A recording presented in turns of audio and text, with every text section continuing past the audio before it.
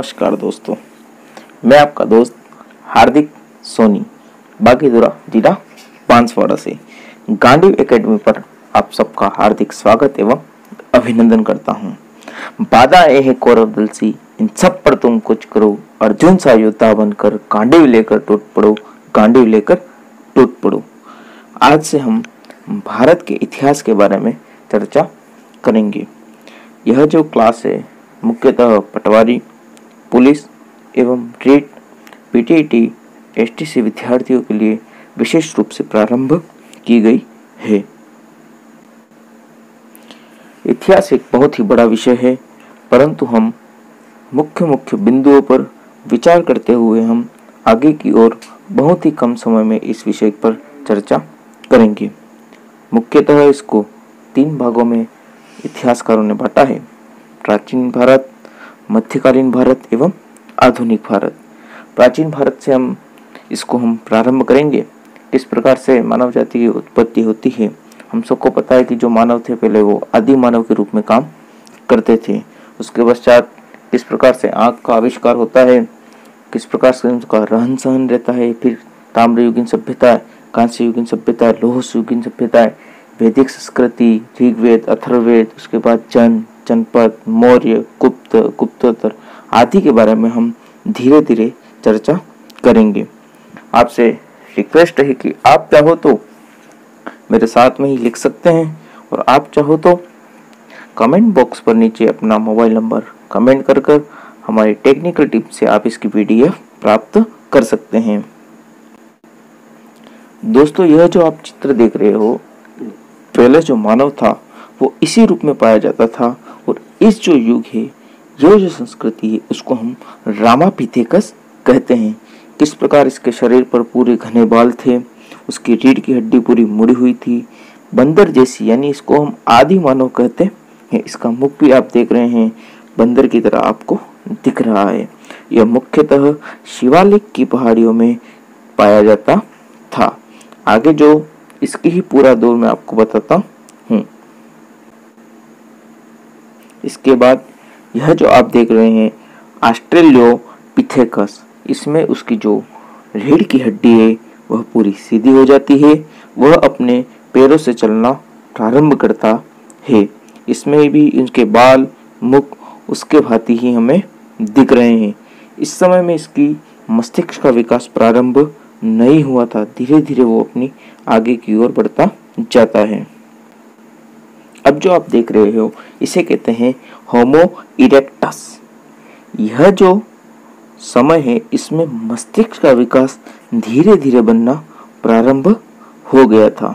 इसको देखकर हमें बहुत ही डरना नहीं है, ठीक है। जो आगे मैं आपको बताता हूँ,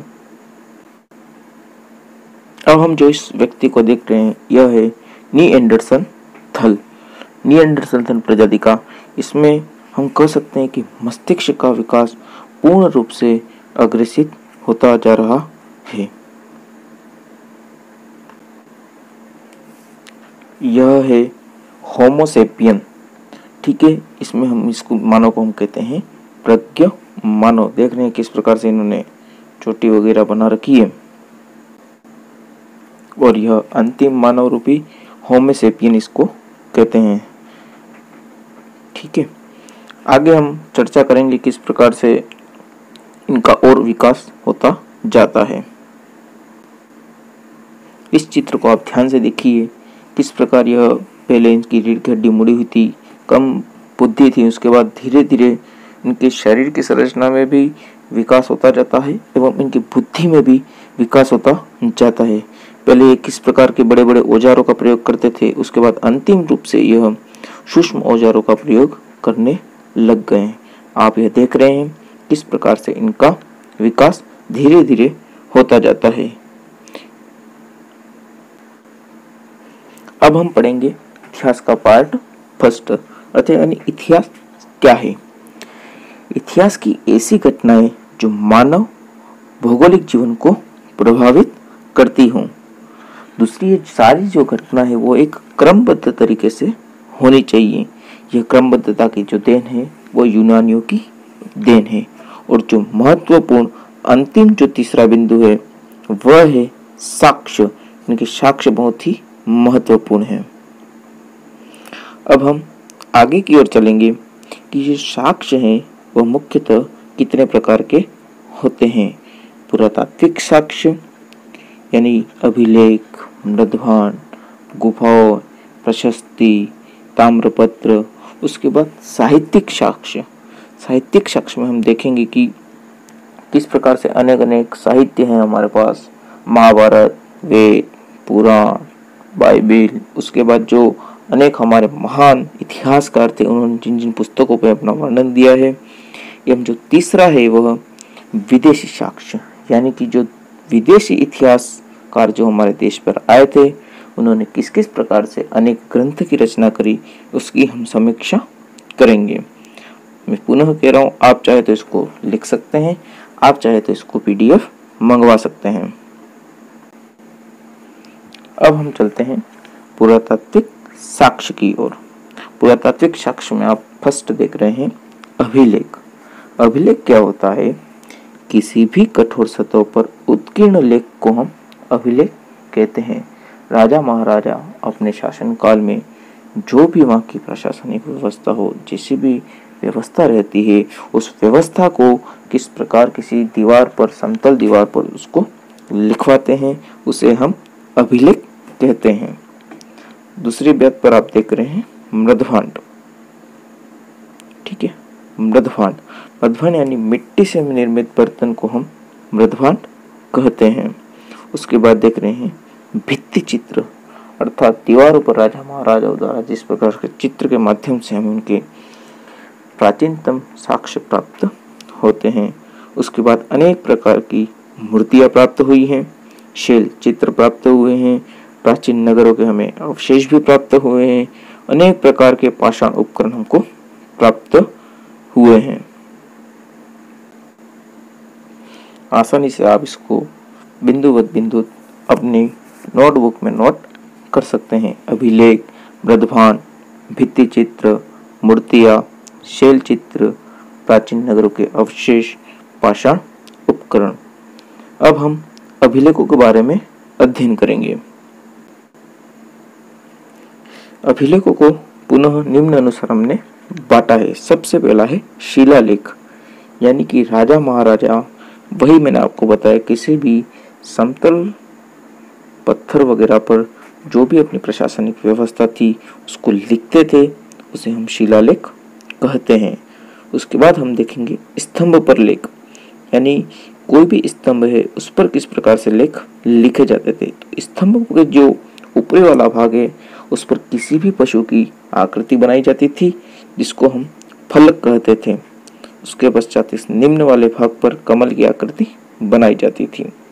और ये जो मुख्य हमको दिख रहा है इसे हम लाट कहते हैं और इसे यष्टि भी कहा जाता है। इस पर राजा महाराजा अपनी सारी साक्ष्य जो भी उनको लिखवाना है वो लिखवाते थे। उसके बाद जो महत्वपूर्ण बिंदु है गुहा। गुहा अर्थात जो गुफाएं बनी रहती थी, गुफाओं के ऊपर या फिर गुफाओं के अंदर जो भी लिखा हुआ रहता था वह हम उसको गुहा कहते हैं। चौथा बिंदु जो महत्वपूर्ण है जिसको हम कहते हैं मुद्रा। पंचमार्क आहत के सिक्के हमें सबसे पहले प्राप्त हुए थे। राजा महाराजा अपने शासन काल में अनेक प्रकार के मुद्रा, जैसे तांबे के हैं, चांदी के हैं, सोने की मुद्रा, अलग अलग मुद्रा द्वारा यह हमें प्राचीनतम साक्ष्य में प्राप्त हुए हैं। पांचवें बिंदु पर आप देख रहे हैं ताम्रपत्रा अभिलेख, यानी तांबे के पत्ते पर सारा वहां पर हमें प्राप्त होता है। छठा आप देख रहे हैं प्रशस्ति। प्रशस्ति और अभिलेख में जो मुख्य अंतर यह है कि प्रशस्ति उस राजा महाराजा के संपूर्ण परिवार के बारे में जो भी साक्ष्य हमें प्राप्त होते हैं वो हम प्रशस्ति में लिखते हैं। पहले हमने पढ़ा पुरातात्विक साक्ष्य, अब हम पढ़ेंगे साहित्यिक साक्ष्य।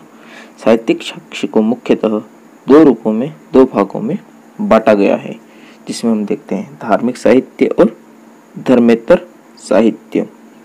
धार्मिक साहित्य में मुख्यतः जो है इसमें हम देखेंगे वेद जो 4 प्रकार के हैं, ऋग्वेद, अथर्ववेद, सामवेद, यजुर्वेद।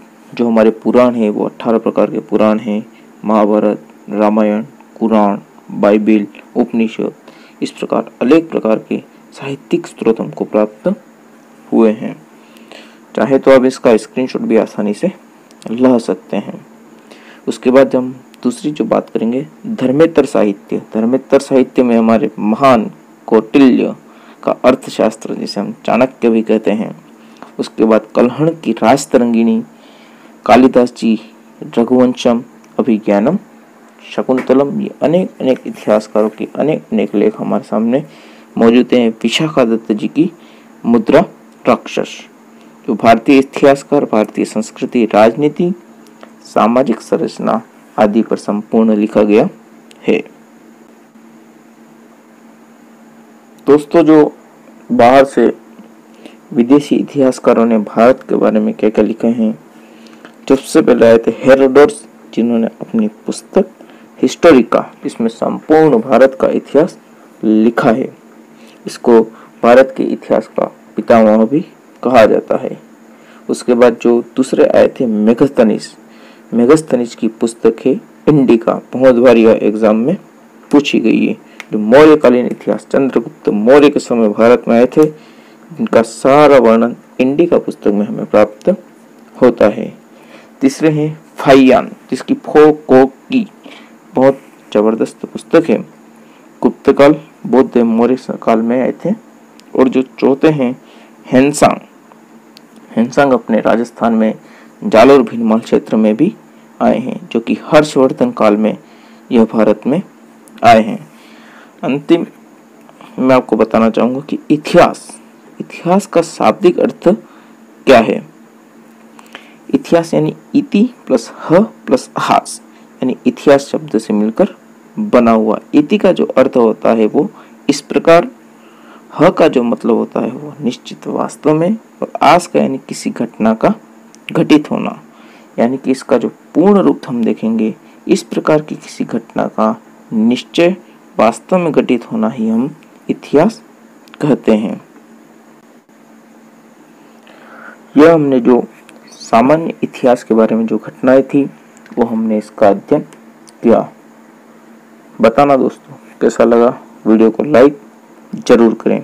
इसके बाद हम कल से जो प्राचीन कालीन सभ्यताएं हैं उसमें हम देखेंगे पाषाण युग की सभ्यताएं, कांस्य युग, लौह युग आदि अनेक प्रकार की सभ्यताएं पढ़ेंगे। बहुत बहुत धन्यवाद एवं आभार। आपका दोस्त हार्दिक सोनी।